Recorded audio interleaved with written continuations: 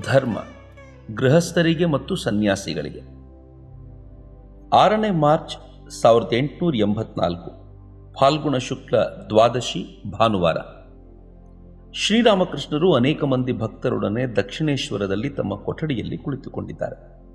ಅವರ ಮಧ್ಯೆ ಮಣಿಲಾಲ ಮಲ್ಲಿಕ, ಸಿಂಥಿಯ ಕವಿರಾಜ ಮಹೇಂದ್ರ, ಬಲರಾಮ, ಮಾಸ್ಟರ್, ಭವನಾಥ, ರಾಖಾಲ, ಲಾಟು, ಹರೀಶ, ಕಿಶೋರಿ, ಶಿವಚಂದ್ರ ಮೊದಲಾದವರು ಕುಳಿತಿದ್ದಾರೆ. ಪರಮಹಂಸರ ತೋಳು ಇನ್ನೂ ಪಟ್ಟಿಯಿಂದ ಬಿಗಿಯಲ್ಪಟ್ಟಿದೆ. ಅದು ಬಹಳವಾಗಿ ನೋಯುತ್ತಿದ್ದರೂ ಪ್ರಾಯಿಕವಾಗಿ ಸಮಾಧಿಸ್ಥರಾಗಿಯೋ ಅಥವಾ ಭಕ್ತರಿಗೆ ಗಂಭೀರ ತತ್ವಗಳನ್ನು ಬೋಧಿಸುತ್ತಲೋ ಇರುತ್ತಿದ್ದಾರೆ. ಮಣಿಮಲ್ಲಿಕ ಮತ್ತು ಭವನಾಥ ವಸ್ತು ಪ್ರದರ್ಶನ ಶಾಲೆಯ ಸಂಬಂಧವಾಗಿ ಮಾತುಕತೆ ಎತ್ತಿದರು. ಅದನ್ನು ಏಷ್ಯಾಟಿಕ್ ಮ್ಯೂಸಿಯಂನ ಹತ್ತಿರ ಏರ್ಪಡಿಸಿದ್ದಾರೆ. ಅವರು ಹೇಳುತ್ತಿದ್ದಾರೆ, ಅನೇಕ ಮಂದಿ ರಾಜರು ಬಹು ಅಮೂಲ್ಯ ವಸ್ತುಗಳನ್ನು ಕಳುಹಿಸಿದ್ದಾರೆ. ಚಿನ್ನದ ಮಂಚ ಆ ತರಹದವನ್ನೇ, ಅವನ್ನು ನೋಡಲೇಬೇಕಾದ್ದು. ಶ್ರೀರಾಮಕೃಷ್ಣರು ಭಕ್ತರಿಗೆ, ಹೌದು, ಅಲ್ಲಿಗೆ ಹೋದರೆ ಒಂದು ದೊಡ್ಡ ಉಪಕಾರವಾಗುತ್ತದೆ. ರಾಜ ಮಹಾರಾಜರು ಕಳುಹಿಸಿರುವ ಚಿನ್ನದ ಮಂಚ ಮೊದಲಾದವುಗಳನ್ನು ನೋಡಿದ ನಂತರ ಅವೆಲ್ಲ ಕೇವಲ ಕಸಕಡ್ಡಿ ಎಂಬ ಬೋಧೆಯಾಗುತ್ತದೆ. ಅದು ಎಷ್ಟೋ ಉಪಕಾರ. ನಾನು ಕಲ್ಕತ್ತಕ್ಕೆ ಹೋಗುವಾಗಲೆಲ್ಲ ಹೃದಯ ನನಗೆ ವೈಸ್ರಾಯ್ನ ಬಂಗಲೆ ತೋರಿಸಿ ಹೇಳುತ್ತಿದ್ದ, ಮಾವ, ಅಲ್ಲಿ ನೋಡಿ ವೈಸ್ರಾಯ್ನ ಬಂಗಲೆಯನ್ನು, ಎಷ್ಟೊಂದು ದೊಡ್ಡ ದೊಡ್ಡ ಕಂಬಗಳು. ಭಗವತಿ ನನಗೆ ತೋರಿಸಿದಳು, ಅವು ಕೇವಲ ಮಣ್ಣಿನ ಇಟ್ಟಿಗೆಗಳನ್ನು ಒಂದರ ಮೇಲೊಂದು ಜೋಡಿಸಿರುವ ಜೋಡಣೆ ಎಂದು. ಭಗವಂತ ಮತ್ತು ಆತನ ಐಶ್ವರ್ಯ. ಭಗವಂತನೇ ಸತ್ಯ. ಆತನ ಐಶ್ವರ್ಯ 2 ದಿನದ್ದು, ಐಂದ್ರಜಾಲಿಕ ಮತ್ತು ಆತನ ಇಂದ್ರಜಾಲ. ಇಂದ್ರಜಾಲವನ್ನು ನೋಡಿ ಎಲ್ಲರೂ ಆಶ್ಚರ್ಯಚಕಿತರಾಗಿ ಬಿಡುತ್ತಾರೆ. ಆದರೆ ಅವೆಲ್ಲ ಮಿಥ್ಯ. ಐಂದ್ರಜಾಲಿಕನೇ ಸತ್ಯ. ಯಜಮಾನ ಮತ್ತು ಆತನ ತೋಟ. ಜನರಿಗೆ ತೋಟದ ಕಡೆಯೇ ದೃಷ್ಟಿ. ಆದರೆ ತೋಟದ ಯಜಮಾನನನ್ನು ಪತ್ತೆ ಮಾಡಿಕೊಳ್ಳಬೇಕು. ಮಣಿಮಲ್ಲಿಕ ಶ್ರೀರಾಮಕೃಷ್ಣರಿಗೆ, ವಸ್ತು ಪ್ರದರ್ಶನ ಶಾಲೆಯಲ್ಲಿ ಎಷ್ಟೊಂದು ದೊಡ್ಡ ಎಲೆಕ್ಟ್ರಿಕ್ ದೀಪ ಇಟ್ಟಿದ್ದಾರೆ. ಅದನ್ನು ನೋಡಿದಾಗ ನಮಗನಿಸುತ್ತದೆ, ಅಂಥ ದೊಡ್ಡ ದೀಪವನ್ನು ನಿರ್ಮಿಸಿದವನು ಎಂಥ ಅಸಾಧಾರಣ ವ್ಯಕ್ತಿಯಾಗಿ ಇರಬೇಕು ಅಂತ. ಶ್ರೀರಾಮಕೃಷ್ಣರು ಮಣಿಲಾಲನಿಗೆ, ಒಂದು ಮತವಿದೆ. ಅದು ಹೇಳುತ್ತದೆ, ಭಗವಂತನೇ ಎಲ್ಲವೂ ಆಗಿದ್ದಾನೆ ಎಂದು. ಆ ರೀತಿಯಾಗಿ ಹೇಳತಕ್ಕವನೂ ಭಗವಂತನೇ. ಸಚ್ಚಿದಾನಂದನೇ ಎಲ್ಲವೂ ಆಗಿದ್ದಾನೆ. ಸೃಷ್ಟಿಕರ್ತ, ಮಾಯೆ, ಜೀವ, ಜಗತ್ತು ಎಲ್ಲವೂ. ಈಗ ಮಾತುಕತೆ ವಿವಿಧ ವಸ್ತು ಸಂಗ್ರಹ ಶಾಲೆಗಳ ಸಂಬಂಧವಾಗಿ ಆರಂಭವಾಯಿತು. ಶ್ರೀರಾಮಕೃಷ್ಣರು ಭಕ್ತರಿಗೆ, ಒಮ್ಮೆ ನಾನು ವಿವಿಧ ವಸ್ತು ಸಂಗ್ರಹ ಶಾಲೆಗೆ ಹೋಗಿದ್ದೆ. ಅಲ್ಲಿ ಜೀವಜಂತುಗಳ ಮತ್ತು ಸಸ್ಯಗಳ ಅವಶೇಷಗಳನ್ನು ತೋರಿಸಿದರು. ಒಂದು ಇಡೀ ಪ್ರಾಣಿಯೇ ಕಲ್ಲಿನಂತಾಗಿ ಬಿಟ್ಟಿತ್ತು. ಹಾಗೆಯೇ ನೋಡು ಸಂಘದೋಷ ಏನೆಂಬುದನ್ನು. ಅದೇ ರೀತಿಯಾಗಿ ಸರ್ವದಾ ಸಾಧು ಸಂಘ ಮಾಡಿದರೆ ಅವರಂತೆಯೇ ಆಗಿಬಿಡುತ್ತೇವೆ. ಮಣಿಮಲ್ಲಿಕ, ನೀವು ಅಲ್ಲಿಗೆ ಹೋಗಿ ಬಂದಿದ್ದರೆ ನಮಗೆ 10-15 ವರ್ಷಗಳವರೆಗೆ ಉಪದೇಶ ನಡೆಯುತ್ತಿತ್ತು. ಶ್ರೀರಾಮಕೃಷ್ಣರು, ಅದು ಹೇಗೆ? ಉಪಮೆಗಳಿಗಾಗೇನು? ಬಲರಾಮ, ಬೇಡಿ, ಹಾಗೆಲ್ಲ ನೀವು ಹೋಗಕೂಡದು. ಅಲ್ಲಿಗಿಲ್ಲಿಗೆ ಆ ರೀತಿಯಾಗಿ ಅಲೆದರೆ ನಿಮ್ಮ ಕೈ ಗುಣ ಹೊಂದದು. ಶ್ರೀರಾಮಕೃಷ್ಣರು, ನನಗೆ 2 ವಿಧದ ಚಿತ್ರಪಟ ಬೇಕಾಗಿದೆ. ಒಂದನೆಯದ್ದು ಯೋಗಿ ಧ್ವನಿ ಹೊತ್ತಿಸಿಕೊಂಡು ಅದರ ಬಳಿ ಕುಳಿತುಕೊಂಡಿರುವುದು. 2ನೆಯದ್ದು ಯೋಗಿ ಗಾಂಜಾ ಕುಡಿಯುವಾಗ ಅದು ಭಗ್ ಭಗ್ ಅಂತ ಹೊತ್ತಿ ಉರಿಯುತ್ತಿರುವುದು. ಈ ವಿಧದ ಚಿತ್ರಪಟಗಳನ್ನು ನೋಡಿದರೆ ಒಳ್ಳೆ ಉದ್ದೀಪನವಾಗುತ್ತದೆ. ಇದು ಕೃತಕ ಸೀತಾಫಲದ ಹಣ್ಣು ನೋಡಿದರೆ ನಿಜವಾದ ಸೀತಾಫಲದ ಹಣ್ಣಿನ ಭಾವನೆ ಬರುವುದಿಲ್ಲವೇ? ಹಾಗೆ ಯೋಗಕ್ಕೆ ವಿಘ್ನ ಕಾಮಕಾಂಚನ. ಈ ಮನಸ್ಸು ಶುದ್ಧವಾಯಿತು ಎಂದರೆ ಯೋಗ ಉಂಟಾಗುತ್ತದೆ. ಮನಸ್ಸಿನ ನಿವಾಸ ಸ್ಥಾನ ಭ್ರೂಮಧ್ಯ. ಆದರೆ ಅದರ ದೃಷ್ಟಿ ಮಾತ್ರ ಲಿಂಗ, ಗುಹ್ಯ, ನಾಭಿಗಳ ಕಡೆ, ಎಂದರೆ ಕಾಮಕಾಂಚನಗಳ ಕಡೆ. ಸಾಧನೆ ಮಾಡಿದರೆ ಈ ಮನಸ್ಸಿಗೆ ಊರ್ಧ್ವ ದೃಷ್ಟಿ ಉಂಟಾಗುತ್ತದೆ. ಯಾವ ಸಾಧನೆ ಮಾಡಿದರೆ ಮನಸ್ಸಿಗೆ ಊರ್ಧ್ವ ದೃಷ್ಟಿ ಉಂಟಾಗುತ್ತದೆ? ಸರ್ವದಾ ಸಾಧು ಸಂಗ ಮಾಡಿದರೆ ಎಲ್ಲವನ್ನೂ ಅರಿತುಕೊಳ್ಳಬಹುದು.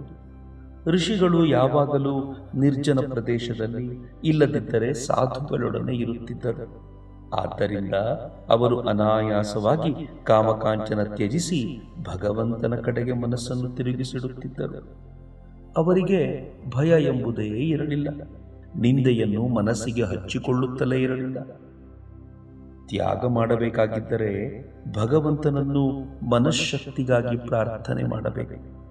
ಯಾವುದು ಮಿಥ್ಯೆ ಎಂದು ತೋರುವುದೋ ಅದನ್ನು ಕೂಡಲೇ ತ್ಯಜಿಸಿ ಬಿಡಬೇಕು.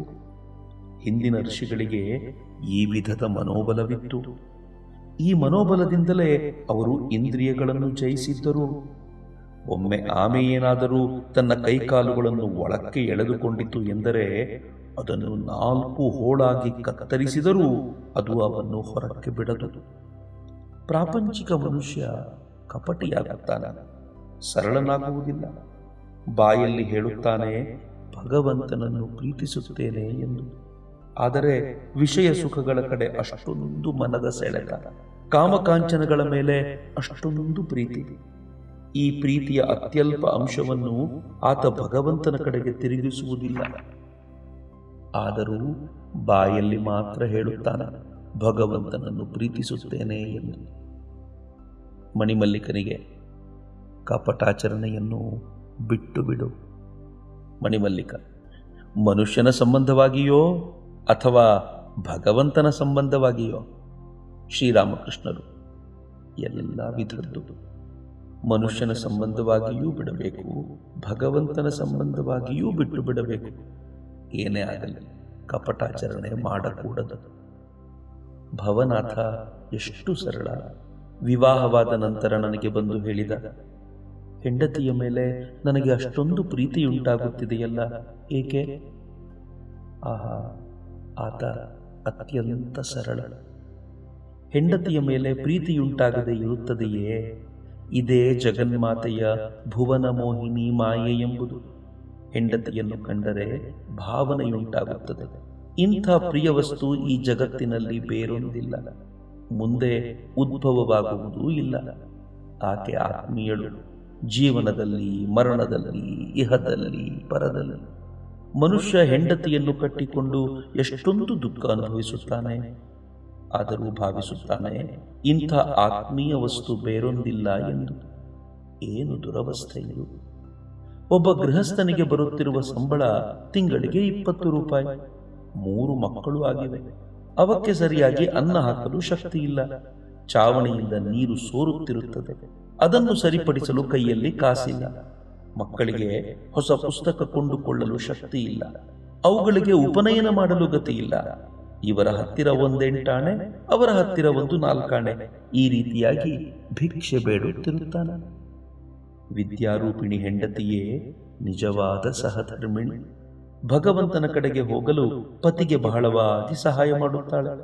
1-2 ಮಕ್ಕಳಾದ ನಂತರ ಇಬ್ಬರೂ ಅಣ್ಣ ತಂಗಿಯ ರೂಪಾದಿಯಲ್ಲಿ ಇರುತ್ತಾರೆ.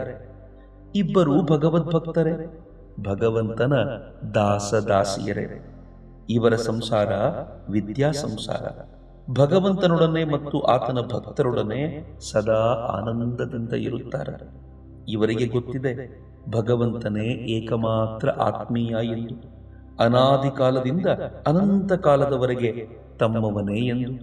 ಸುಖದಲ್ಲಿ ದುಃಖದಲ್ಲಿ ಎಂದಿಗೂ ಆತನನ್ನು ಮರೆಯರು, ಪಾಂಡವರಂತೆ. ಸಂಸಾರಿಗಳ ಭಗವದನುರಾಗ ಬಹಳ ಕ್ಷಣಿಕವಾದ್ದು. ಕಾದ ಬಾಣಲೆಯ ಮೇಲೆ ಬಿದ್ದ ಹನಿ ನೀರಿನ ಹಾಗೆ. ಅದು ಚರ್ರಂತ ಶಬ್ದ ಮಾಡಿ 1 ಕ್ಷಣದೊಳಗೆ ಒಣಗಿ ಹೋಗುತ್ತದೆ. ಸಂಸಾರಿಗಳಿಗೆ ಭೋಗದ ಕಡೆಗೆ ಮನಸ್ಸಿರುತ್ತದೆ. ಆದ್ದರಿಂದ ಅವರಲ್ಲಿ ಭಗವಂತನಿಗಾಗಿ ಅನುರಾಗ, ವ್ಯಾಕುಲತೆ ಉಂಟಾಗುತ್ತಿಲ್ಲ. ಏಕಾದಶಿಗಳಲ್ಲಿ 3 ವಿಧ. ಮೊದಲನೆಯದ್ದು ನಿರ್ಜಲ ಏಕಾದಶಿ. ಇದರಲ್ಲಿ ನೀರನ್ನು ಕುಡಿಯಕೂಡದು. ಇದೇ ರೀತಿಯಾಗಿ ಪೂರ್ಣತ್ಯಾಗಿ ಸನ್ಯಾಸಿ ಒಮ್ಮೆಗೆ ಎಲ್ಲ ಭೋಗಗಳನ್ನು ತ್ಯಜಿಸಿ ಬಿಡುತ್ತಾನೆ. 2ನೆಯದರಲ್ಲಿ ಹಾಲು ಸಂದೇಶ ತಿನ್ನುವುದು. ಇದೇ ರೀತಿಯಾಗಿ ಭಕ್ತ ತನ್ನ ಮನೆಯಲ್ಲಿ ಸಾಮಾನ್ಯ ಭೋಗ ವಸ್ತುಗಳನ್ನು ಇಟ್ಟುಕೊಂಡಿರುತ್ತಾನೆ. 3ನೆಯದ್ದು ಪೂರಿ ಪಲ್ಯ ತಿಂದು ಏಕಾದಶಿಯನ್ನು ಆಚರಿಸುವುದು, ಇದರಲ್ಲಿ ಹೊಟ್ಟೆ ಬಿರಿಯುವ ಹಾಗೆ ತಿನ್ನುವುದು. ಇದು ಸಾಲದೆಂದು ಒಂದೆರಡು ಚಿರೋಟಿಯನ್ನು ನೆನೆಸಿಟ್ಟುಕೊಂಡಿದ್ದು ಸ್ವಲ್ಪ ಹೊತ್ತಾದ ನಂತರ ತಿನ್ನುವುದು. ಜನ ಸಾಧನೆ ಭಜನೆಗಳನ್ನೇನೋ ಮಾಡುತ್ತಾರೆ, ಆದರೆ ಅವರ ಮನಸ್ಸು ಕಾಮಕಾಂಚನಗಳ ಕಡೆ, ಭೋಗದ ಕಡೆಗೆ ಹರಿಯುತ್ತಿರುತ್ತದೆ. ಆದ್ದರಿಂದ ಅವರ ಸಾಧನೆ ಭಜನೆ ಸರಿಯಾದ ಪ್ರತಿಫಲವನ್ನು ಕೊಡುವುದಿಲ್ಲ. ಹಾಜರ ಇಲ್ಲಿ ಬಹಳವಾಗಿ ಜಪತಪ ಮಾಡುತ್ತಿದ್ದ. ಆದರೆ ಆತನ ಊರಿನಲ್ಲಿ ಆತನಿಗೆ ಹೆಂಡತಿ, ಮಕ್ಕಳು, ಮರಿ, ಭೂಮಿ ಕಾಣಿ ಎಲ್ಲ ಇದ್ದವು. ಆದ್ದರಿಂದ ಆತ ತನ್ನ ಜಪತಪಗಳೊಂದಿಗೆ ದಲ್ಲಾಳಿ ಕೆಲಸವನ್ನು ಮಾಡುತ್ತಿದ್ದ. ಈ ವಿಧದ ಜನರ ಮಾತು ನೆಟ್ಟಗಿರುವುದಿಲ್ಲ. ಮೀನು ತಿನ್ನುವುದಿಲ್ಲ ಎಂದು ಈಗ ಹೇಳುತ್ತಾರೆ, ಮತ್ತೆ ತಿಂದು ಬಿಡುತ್ತಾರೆ. ಹಣಕ್ಕಾಗಿ ಜನ ಏನನ್ನು ತಾನೇ ಮಾಡಲು ಹೇಸುವುದಿಲ್ಲ. ಸಾಧುಗಳ ಮತ್ತು ಬ್ರಾಹ್ಮಣರ ಕೈಯಲ್ಲೂ ಹೊರೆ ಹೊರಿಸಿ ದುಡ್ಡು ಸಂಪಾದಿಸಲು ಸಿದ್ಧರಾಗಿರುತ್ತಾರೆ. ಸತ್ಪಾತ್ರರು ದೊರೆಯದೆ ಒಮ್ಮೊಮ್ಮೆ ನನ್ನ ಕೊಠಡಿಯಲ್ಲಿ ಸಂದೇಶ ಹಳೆಯದಾಗಿ ಕೆಟ್ಟು ಹೋಗುತ್ತಿತ್ತು. ಆದರೂ ಅದನ್ನು ಪ್ರಾಪಂಚಿಕರಿಗೆ ಕೊಡಲು ನನಗೆ ಇಚ್ಛೆ ಬರುತ್ತಿರಲಿಲ್ಲ. ಒಳ್ಳೆಯವರ ಕಾಲು ತಂಬಿಗೆ ನೀರನ್ನು ಸ್ವೀಕರಿಸಲು ನನಗೆ ಸಾಧ್ಯವಾಗುತ್ತಿತ್ತು. ಆದರೆ ಈ ಪ್ರಾಪಂಚಿಕರ ತಂಬಿಗೆಯನ್ನು ಮುಟ್ಟಲು ಕೂಡ ಸಾಧ್ಯವಾಗುತ್ತಿರಲಿಲ್ಲ. ಧನಿಕರು ಹಾಜರಾನ ಕಣ್ಣಿಗೆ ಬೀಳುವುದೇ ತಡ. ಆತ ಅವರನ್ನು ತನ್ನ ಹತ್ತಿರಕ್ಕೆ ಕರೆದು ದೊಡ್ಡ ದೊಡ್ಡ ಲೆಕ್ಚರ್ ಕೊಡುತ್ತಿದ್ದ. ಅವರಿಗೆ ಹೇಳುತ್ತಿದ್ದ, ನೋಡಿ, ರಾಖಾಲ ಮುಂತಾದವರು ಇದ್ದಾರಲ್ಲ, ಅವರ ಯಾರಿಗೂ ಜಪತಪ ಮಾಡಲು ಸಾಧ್ಯವಿಲ್ಲ. ತಮಾಷೆ ಮಾಡಿಕೊಂಡು ಸುಮ್ಮನೆ ಸುತ್ತಾಡುತ್ತಿರುತ್ತಾರೆ. ಒಬ್ಬ ಮನುಷ್ಯ ಮೈಗೆ ಬೂದಿ ಬಳೆದುಕೊಳ್ಳುತ್ತಾ, ಉಪವಾಸ ಮಾಡುತ್ತಾ, ಕಠೋರ ತಪಸ್ಸು ಮಾಡುತ್ತಾ ಗುಹೆಯಲ್ಲಿ ವಾಸಿಸುತ್ತಿರಬಹುದು. ಆದರೆ ಆತನ ಮನಸ್ಸು ವಿಷಯ ಸುಖಗಳ ಕಡೆಗೆ, ಕಾಮಕಾಂಚನಗಳ ಕಡೆಗೆ ಇರುವುದಾದರೆ ಅಂಥವನಿಗೆ ನಾನು ಹೇಳುತ್ತೇನೆ, ನಿನ್ನ ನಡತೆಗೆ ಧಿಕ್ಕಾರ. ಆದರೆ ಯಾರಿಗೆ ಕಾಮಕಾಂಚನಗಳ ಕಡೆಗೆ ಮನಸ್ಸಿಲ್ಲವೋ, ಯಾರು ಉಂಡು ತಿಂದು ಆನಂದದಿಂದ ಸುತ್ತಾಡುತ್ತಾನೋ, ಆತನಿಗೆ ನಾನು ಹೇಳುತ್ತೇನೆ, ನೀನೇ ಧನ್ಯ. ಮಣಿಲಾಲ ಮಲ್ಲಿಕನನ್ನು ತೋರಿಸಿ, ಈತನ ಮನೆಯಲ್ಲಿ ಸಾಧುಗಳ ಚಿತ್ರಪಟವಿಲ್ಲ, ಅದನ್ನು ಬಿಟ್ಟುಕೊಂಡಿದ್ದರೆ ಭಗವದುದ್ದೀಪನವಾಗುತ್ತದೆ. ಮಣಿಲಾಲ ಮಲ್ಲಿಕ, ಇವೇ ಕ್ರೈಸ್ತ ಭಕ್ತೆಯ ಒಂದು ಚಿತ್ರಪಟ ನನ್ನ ಮಗಳು ನಂದಿನಿಯ ಕೊಠಡಿಯಲ್ಲಿದೆ. ಅದರಲ್ಲಿ ಆ ಭಕ್ತೆ ಪ್ರಾರ್ಥನೆಯಲ್ಲಿ ತೊಡಗಿದ್ದಾಳೆ. ಇನ್ನೊಂದು ಚಿತ್ರಪಟವಿದೆ, ಅದರಲ್ಲಿ ಒಬ್ಬ ಶ್ರದ್ಧೆ ಎಂಬ ಬೆಟ್ಟವನ್ನು ಹಿಡಿದುಕೊಂಡಿದ್ದಾನೆ. ಅದರ ಕೆಳಗೆ ಇದೆ ಅತಲ ಸ್ಪರ್ಶ ಸಾಗರ. ಶ್ರದ್ಧೆ ಎಂಬ ಬೆಟ್ಟವನ್ನು ಆತ ಕೈಬಿಟ್ಟ ಎಂದರೆ ಒಮ್ಮೆಗೆ ಅತಲದ ನೀರಿಗೆ ಬಿದ್ದು ಬಿಡುತ್ತಾನೆ. ಇನ್ನೂ ಒಂದು ಚಿತ್ರಪಟವಿದೆ, ಅದರಲ್ಲಿ ಕೆಲವು ಮಂದಿ ಕನ್ಯೆಯರು ತಮ್ಮ ವರ ಬರುವನೆಂದು ದೀಪದ ಕಂಬಗಳಿಗೆ ಎಣ್ಣೆ ಹಾಕಿಕೊಂಡು ಕಾದು ಕುಳಿತುಕೊಂಡಿದ್ದಾರೆ. ಆದರೆ ಅವರ ಬಳಿಯಲ್ಲಿ ಒಬ್ಬ ಕನ್ಯೆ ನಿದ್ರಿಸುತ್ತಿದ್ದಾಳೆ. ವರ ಬಂದಾಗ ಆತನನ್ನು ನೋಡಲು ಆಕೆಗೆ ಸಾಧ್ಯವಾಗುವುದಿಲ್ಲ. ಇಲ್ಲಿ ಭಗವಂತನೇ ವರ. ಶ್ರೀರಾಮಕೃಷ್ಣರು, ಹಾಗಿದ್ದರೆ ಬಹಳ ಒಳ್ಳೆಯದ್ದು. ಮಣಿಮಲ್ಲಿಕ, ಇನ್ನೂ ಕೆಲವು ಚಿತ್ರಪಟಗಳಿವೆ, ಶ್ರದ್ಧೆಯ ವೃಕ್ಷ, ಪಾಪ ಪುಣ್ಯಗಳ ಚಿತ್ರಪಟ ಇತ್ಯಾದಿ. ಶ್ರೀರಾಮಕೃಷ್ಣರು ಭವನಾಥನಿಗೆ, ಅವೆಲ್ಲ ಒಳ್ಳೆ ಚಿತ್ರಗಳೆಲ್ಲ, ನೀನು ಹೋಗಿ ನೋಡಿಕೊಂಡು ಬಾ. ಪರಮಹಂಸರು ಸ್ವಲ್ಪ ಹೊತ್ತಿನಿಂದ ಸುಮ್ಮನೆ ಕುಳಿತುಕೊಂಡಿದ್ದಾರೆ. ಶ್ರೀರಾಮಕೃಷ್ಣರು, ಒಮ್ಮೊಮ್ಮೆ ಈ ಪಾಪ ಪುಣ್ಯಗಳ ಯೋಚನೆ ಬರುತ್ತದೆ. ನನಗೆ ಅವು ಹಿಡಿಸುತ್ತಿಲ್ಲ. ಮೊದಮೊದಲು ಪಾಪ ಗೀಪಗಳ ಮತ್ತು ಅವುಗಳಿಂದ ಮುಕ್ತವಾಗುವುದರ ಕಡೆಗೆ ಮನಸ್ಸು ಕೊಡಬೇಕಾಗುತ್ತದೆ. ಆದರೆ ಭಗವಂತನ ಕೃಪೆಯಿಂದ ಆತನಲ್ಲಿ ಪ್ರೀತಿ ಉಂಟಾಯಿತು ಎಂದರೆ, ರಾಗ ಭಕ್ತಿಯುಂಟಾಯಿತು ಎಂದರೆ ಪಾಪ ಪುಣ್ಯ ಎಲ್ಲ ಮರೆತೇ ಹೋಗಿಬಿಡುತ್ತದೆ. ಶಾಸ್ತ್ರ ಮತ್ತು ಶಾಸನ ಎಷ್ಟೋ ದೂರದಲ್ಲಿ ಬಿದ್ದುಕೊಂಡಿರುತ್ತದೆ. ಅನುತಾಪ, ಪ್ರಾಯಶ್ಚಿತ್ತ ಇವುಗಳ ಭಾವನೆಯೇ ಮನಸ್ಸಿನಲ್ಲಿ ಏಳದು. ಪಾಪದ ಕಡೆಗೆ ಮನಸ್ಸನ್ನು ಕೊಡುವುದು ಸೊಟ್ಟ ಸೊಟ್ಟಾಗಿ ತಿರುಗಿಕೊಂಡಿರುವ ನದಿಯ ಮೂಲಕ ಗುರಿಯನ್ನು ಮುಟ್ಟಿದ ಹಾಗೆ. ಈ ಪ್ರಯತ್ನದಲ್ಲಿ ಬಹಳವಾಗಿ ಕಷ್ಟಪಡಬೇಕಾಗುತ್ತದೆ. ಆದರೆ ಪ್ರವಾಹ ಬಂದು ಎಲ್ಲೆಲ್ಲೂ ನೀರು ತುಂಬಿರುವಾಗ ನೇರವಾಗಿಯೇ ಮುಂದುವರಿದು ಅಲ್ಪ ಸಮಯದಲ್ಲೇ ಗುರಿಯನ್ನು ಮುಟ್ಟಿಬಿಡಬಹುದು. ಆಗ ಎಲ್ಲೆಲ್ಲೂ ಗಳುವಿನುದ್ದ ನೀರು ನಿಂತಿರುತ್ತದೆ. ಆಧ್ಯಾತ್ಮಿಕ ಜೀವನದ ಮೊದಲ ಅವಸ್ಥೆಯಲ್ಲಿ ಬಹಳವಾಗಿ ಸುತ್ತಿ ಸುತ್ತಿ ಮುಂದುವರಿಯಬೇಕಾಗುತ್ತದೆ, ಬಹಳವಾಗಿ ಕಷ್ಟಪಡಬೇಕಾಗುತ್ತದೆ. ಹೃದಯದಲ್ಲಿ ರಾಗ ಭಕ್ತಿ ಉಂಟಾಯಿತು ಎಂದರೆ ಆಗ ಎಲ್ಲವೂ ಸುಲಭವಾಗಿ ಬಿಡುತ್ತದೆ. ಇದು ಗದ್ದೆ ಕಟಾವಾದ ನಂತರ ಅವುಗಳ ಮೇಲೆ ಯಾವ ದಿಕ್ಕಿಗೆ ಅಂದರೆ ಆ ದಿಕ್ಕಿಗೆ ಹೋಗಬಹುದಲ್ಲ, ಹಾಗೆ ಕಟಾವಿಗೆ ಮುಂಚೆ ತೆವರಿಗಳ ಮೇಲೆ ಸುತ್ತಿ ಸುತ್ತಿ ಹೋಗಬೇಕಾಗಿತ್ತು. ಆನಂತರ ಯಾವ ದಿಕ್ಕಿಗೆ ಬೇಕಿದ್ದರೂ ಹೋಗಬಹುದು. ಒಂದು ಪಕ್ಷ ಗದ್ದೆಯಲ್ಲಿ ಕೂಳೆ ಇರುವುದಾದರೆ ಕಾಲಿಗೆ ಮೆಟ್ಟು ಹಾಕಿಕೊಂಡು ಹೋಗಿಬಿಟ್ಟರೆ ಯಾವ ತೊಂದರೆಯೂ ಆಗದು. ವಿವೇಕ, ವೈರಾಗ್ಯ, ಗುರುವಾಕ್ಯದಲ್ಲಿ ಶ್ರದ್ಧೆ ಇವು ಇದ್ದುವು ಎಂದರೆ ಸಾಧಕನಿಗೆ ಯಾವ ಕಷ್ಟವೂ ಉಂಟಾಗದು. ಮಣಿಲಾಲ ಮಲ್ಲಿಕ ಶ್ರೀರಾಮಕೃಷ್ಣರಿಗೆ: ಒಳ್ಳೆಯದ್ದು. ಧ್ಯಾನಕ್ಕೆ ಏನೇನು ನಿಯಮ, ಎಲ್ಲಿ ಧ್ಯಾನ ಮಾಡಬೇಕು? ಶ್ರೀರಾಮಕೃಷ್ಣರು: ಹೃದಯ ಬಹಳ ಉತ್ತಮವಾದ ಸ್ಥಳ, ಅಲ್ಲಿ ಮಾಡಬಹುದು, ಅಥವಾ ಸಹಸ್ರಾರದಲ್ಲಿ ಮಾಡಬಹುದು. ಈ ರೀತಿಯಾಗಿ ಮಾಡಬೇಕೆಂದು ಶಾಸ್ತ್ರದಲ್ಲಿ ಹೇಳಿದೆ. ಆದರೆ ನಿನಗೆಲ್ಲಿ ಅಭಿರುಚಿ ಇರುವುದೋ ಅಲ್ಲಿ ಧ್ಯಾನ ಮಾಡಬಹುದು. ಎಲ್ಲ ಸ್ಥಳವೂ ಬ್ರಹ್ಮಮಯ, ಎಲ್ಲಿ ತಾನೇ ಆತನಿಲ್ಲ. ಯಾವಾಗ ನಾರಾಯಣ ಬಲಿಚಕ್ರವರ್ತಿಯಿಂದ 3 ಹೆಜ್ಜೆ ದಾನ ಪಡೆದು ಸ್ವರ್ಗ, ಮರ್ತ್ಯ, ಪಾತಾಳಗಳನ್ನು ಅಳೆದು ಬಿಟ್ಟನೋ, ಇನ್ನು ಯಾವ ಸ್ಥಳ ತಾನೇ ಬಾಕಿ ಉಳಿದುಕೊಂಡಿದೆ? ಗಂಗಾ ತೀರ ಎಷ್ಟರ ಮಟ್ಟಿಗೆ ಪವಿತ್ರವಾದ್ದೋ ಅಷ್ಟೇ ಮಟ್ಟಿಗೆ ಹೊಲಸು ಪ್ರದೇಶವೂ ಪವಿತ್ರವಾದ್ದೇ. ಇದು ಅಲ್ಲದೆ ಈ ಇಡೀ ಬ್ರಹ್ಮಾಂಡವೇ ಭಗವಂತನ ವಿರಾಟ್ ಸ್ವರೂಪ ಎಂದು ಶಾಸ್ತ್ರದಲ್ಲಿ ಹೇಳಿದೆ. 2 ವಿಧದ ಧ್ಯಾನಗಳಿವೆ: ನಿರಾಕಾರ ಧ್ಯಾನ, ಸಾಕಾರ ಧ್ಯಾನ. ನಿರಾಕಾರ ಧ್ಯಾನ ಬಹಳ ಕಠಿಣ. ಈ ಧ್ಯಾನದಲ್ಲಿ ಕಣ್ಣಿಗೆ ಕಾಣಬರುವ ಎಲ್ಲ ವಸ್ತುಗಳನ್ನು ಬ್ರಹ್ಮನಲ್ಲಿ ಲೀನ ಮಾಡಬೇಕು. ಆನಂತರ ಕೇವಲ ತನ್ನ ಸ್ವಸ್ವರೂಪದ ಮೇಲೆ ಚಿಂತನೆ ಮಾಡಬೇಕು. ಶಿವ ತನ್ನ ಸ್ವಸ್ವರೂಪದ ಮೇಲೆ ಚಿಂತನೆ ಮಾಡುತ್ತಾ ನರ್ತಿಸುತ್ತಾನ. ಆತ ಹೇಳುತ್ತಾನೆ, ನಾನು ಯಾರು, ನಾನು ಯಾರು. ಇದಕ್ಕೆ ಶಿವಯೋಗ ಅಂತ ಹೆಸರು. ಈ ವಿಧದ ಧ್ಯಾನದಲ್ಲಿ ದೃಷ್ಟಿಯನ್ನು ಭ್ರೂಮಧ್ಯದ ಕಡೆಗೆ ಇಡಬೇಕು. ಇದರಲ್ಲಿ ನೇತಿ ಮಾರ್ಗವನ್ನು ಅನುಸರಿಸಿ ಜಗತ್ತನ್ನು ತ್ಯಜಿಸಿ ಸ್ವಸ್ವರೂಪದ ಮೇಲೆ ಚಿಂತನೆ ಮಾಡಬೇಕು. ಇನ್ನೊಂದು ವಿಧದ ಧ್ಯಾನವಿದೆ, ಅದಕ್ಕೆ ವಿಷ್ಣುಯೋಗ ಅಂತ ಹೆಸರು. ನಾಸಾಗ್ರದಲ್ಲಿ ದೃಷ್ಟಿ ಇಡಬೇಕಾಗುತ್ತದೆ. ಅರ್ಥವನ್ನು ಆಂತರ್ಯದ ಕಡೆ, ಇನ್ನರ್ಥವನ್ನು ಜಗತ್ತಿನ ಕಡೆ. ಸಾಕಾರದ ಮೇಲೆ ಧ್ಯಾನವನ್ನು ಹೀಗೆ ಮಾಡಬೇಕಾಗುತ್ತದೆ. ಶಿವ ಕೆಲವು ವೇಳೆ ಸಾಕಾರ ಧ್ಯಾನ ಮಾಡುತ್ತಾ ನರ್ತಿಸುತ್ತಾನ. ಆಗ ಆತ ರಾಮ ರಾಮ ಎಂದು ಹೇಳುತ್ತಾ ನರ್ತಿಸುತ್ತಾನ. ಪರಮಹಂಸರು ಈಗ ವಿವರಿಸುತ್ತಿದ್ದಾರೆ. ಓಂಕಾರವೆಂದರೇನು, ನಿಜವಾದ ಬ್ರಹ್ಮಜ್ಞಾನ ಯಾವುದು, ಬ್ರಹ್ಮ ಸಾಕ್ಷಾತ್ಕಾರವಾದ ಮೇಲೆ ಏನವಸ್ಥೆ ಉಂಟಾಗುತ್ತದೆ ಎಂಬವುಗಳ ವಿಷಯವಾಗಿ. ಶ್ರೀರಾಮಕೃಷ್ಣರು: ಓಂಕಾರ ಶಬ್ದವೇ ಬ್ರಹ್ಮ.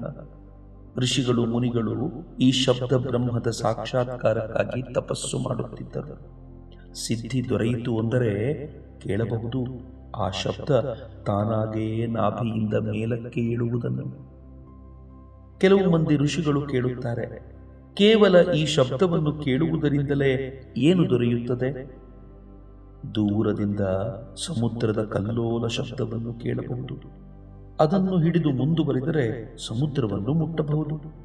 ಎಲ್ಲಿಯವರೆಗೆ ಕಲ್ಲೋಲ ಎಂಬುದು ಇರುವುದೋ ಅಲ್ಲಿಯವರೆಗೆ ಸಮುದ್ರವೆಂಬುದು ಇರಲೇಬೇಕು. ಹಾಗೆ ಅನಾಹತ ಧ್ವನಿಯನ್ನು ಹಿಡಿದು ಮುಂದುವರಿದರೆ ಅದರ ಪ್ರತಿಪಾದ್ಯ ಬ್ರಹ್ಮನನ್ನು ಮುಟ್ಟಬಹುದು. ಅದಕ್ಕೆ ಪರಮಪದ ಅಂತ ಹೆಸರು. ಆದರೆ ಅಹಂ ಎಂಬುದು ಇತ್ತು ಎಂದರೆ ಆ ವಿಧದ ಸಾಕ್ಷಾತ್ಕಾರ ಸಾಧ್ಯವಿಲ್ಲ. ಯಾವ ಅವಸ್ಥೆಯಲ್ಲಿ ನಾನು, ನೀನು, ಏಕ, ಅನೇಕ ಯಾವುದು ಇರದೋ ಆ ಅವಸ್ಥೆಯಲ್ಲಿ ಬ್ರಹ್ಮ ದರ್ಶನ ದೊರೆಯುತ್ತದೆ. ಭಾವಿಸಿಕೊಳ್ಳಿ, ಸೂರ್ಯ ಮತ್ತು ನೀರಿನಿಂದ ತುಂಬಿದ 10 ಘಟ ಇಲ್ಲಿ ಇವೆ ಎಂದು. ಪ್ರತಿಯೊಂದು ಘಟದಲ್ಲೂ ಸೂರ್ಯನ ಪ್ರತಿಬಿಂಬವನ್ನು ನೋಡಬಹುದು. ಈಗ ಕಂಡುಬರುತ್ತದೆ, ಒಬ್ಬ ನಿಜವಾದ ಸೂರ್ಯ ಮತ್ತು 10 ಪ್ರತಿಬಿಂಬಿತ ಸೂರ್ಯರು ಇರುವುದಾಗಿ. ಒಂದು ಪಕ್ಷ 9 ಘಟಗಳನ್ನು ಒಡೆದು ಹಾಕಿಬಿಟ್ಟರೆ ಉಳಿದುಕೊಳ್ಳುವುದು ಒಬ್ಬ ನಿಜವಾದ ಸೂರ್ಯ ಮತ್ತು ಆತನ ಒಂದು ಪ್ರತಿಬಿಂಬ. ಒಂದೊಂದು ಘಟವೂ ಒಂದೊಂದು ಜೀವವಿದ್ದ ಹಾಗೆ. ಪ್ರತಿಬಿಂಬದ ಮೂಲಕ ನಿಜವಾದ ಸೂರ್ಯನನ್ನು ಅರಿತುಕೊಳ್ಳಬಹುದು. ಜೀವಾತ್ಮನ ಮೂಲಕ ಪರಮಾತ್ಮನನ್ನು ಅರಿತುಕೊಳ್ಳಬಹುದು. ಜೀವಾತ್ಮ ಸಾಧನೆ ಭಜನೆ ಮಾಡಿದ್ದೇ ಆದರೆ ಆತ ಪರಮಾತ್ಮನ ಸಾಕ್ಷಾತ್ಕಾರವನ್ನು ಪಡೆದುಕೊಳ್ಳಬಲ್ಲ. ಆ ಕೊನೆಯ ಘಟವನ್ನು ಒಡೆದು ಹಾಕಿಬಿಟ್ಟ ನಂತರ ಏನು ಉಳಿದುಕೊಳ್ಳುತ್ತದೆ ಎಂಬುದನ್ನು ಬಾಯಿಂದ ಹೇಳಲಾಗುವುದಿಲ್ಲ.